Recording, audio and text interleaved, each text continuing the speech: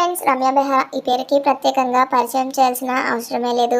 Playback సింగర్గా ఎంతో మంచి పేరు తెచ్చుకున్న ఈ అమ్మడు గుంటూరులోని నర్సరావుపేటలో జన్మించారు. 2009 నుంచి ప్లేబ్యాక్ సింగర్గా తన కెరీర్ స్టార్ట్ చేసిన ఈ అమ్మడు 15 సంవత్సరాలుగా తన గాత్రంతో ఎన్నో మంచి మంచి పాటలను పాడి మనందరినీ అలరిస్తున్నారు. బాహుబలి లాంటి మంచి మంచి సినిమాలలో పాటలు పాడి ఎంతో మంచి మంచి అవార్డులను కూడా అందుకున్నారు.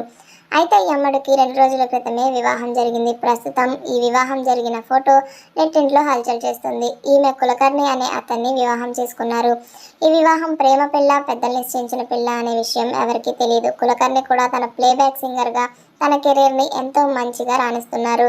కులకర్ణి కూడా ఇస్మార్ట్ శంకర్ అనే మంచి మంచి సినిమాలలో పాటలు పాడి మనందరినీ ఎంతో బాగా అలరించారు. ప్రస్తుతం ఈ వివాహం జరిగిన ఫొటోస్ అయితే నెట్టింట్లో హల్చల్ చేస్తున్నాయి. ఇంకా ఆలస్యం ఎందుకు, ఈ ఫోటోలోనే మీరు కూడా చూసేయండి మరి వీళ్ళందరి ఫొటోస్ మీరు కూడా చూసి ఎంజాయ్ చేసేయండి. Bye bye friends.